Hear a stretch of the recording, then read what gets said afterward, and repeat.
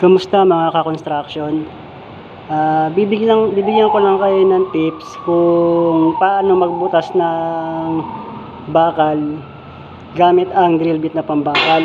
Medyo medyo makapal yung angular natin eh. Yung iba kasi kapag nagbubutas diretso yung malaking drill bit na ginagamit. Pero mali yun. Kaya dapat kapag magbubutas kayo, lalo na kung makapal ang bakal, ang una yung gagamitin pambutas ay ganito.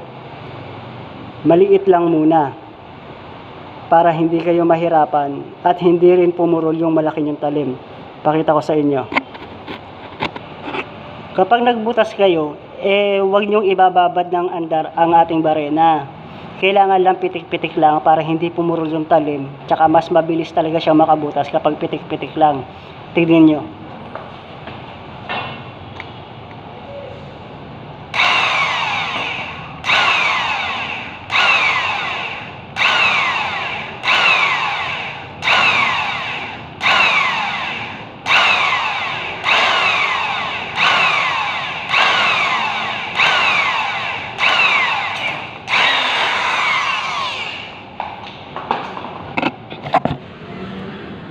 Nakita nyo, nabutas siya kagad.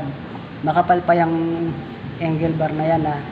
Kapag meron tayong nakaredy na nabutas na ganyan, tsaka tayo gagamit ng gantong kalaki, yung 1/4. Kasi kung irerekta mo kagad ng malaki kagad, pupurol lang ng pupurol yung talim mo. Tapos matagal pang butasin, hindi katulad yung nag-ready ka na kagad ng ganyan. Kaya ito, butasin na natin gamit itong 1/4.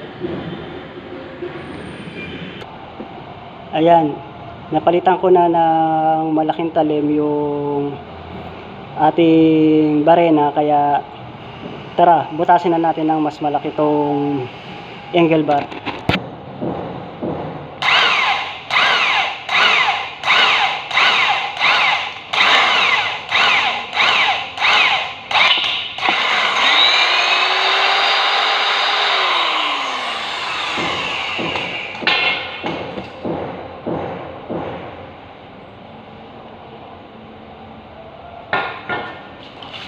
Sisiguraduhin nyo lang na kapag nagbabarena kayo at malaki ang gamit nyo na talim, matatag ang pagkakapigil ng bakal o kailangan apakan nyo yung bakal.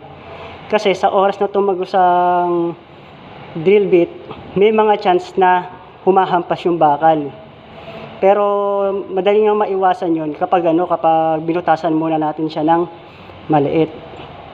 Kaya ayun, yun yung basic na pagbubutas ng bakal, lalo na at kung medyo makapal ang angle bar o kahit na anong steel plate o steel sheet na bubutasin nyo. Salamat nga pala sa panonood ng video ko. Kung nagustuhan mo, please like and subscribe. Maaaring wala lang to sa'yo pero napakalaking bagay na to para sa akin. Salamat.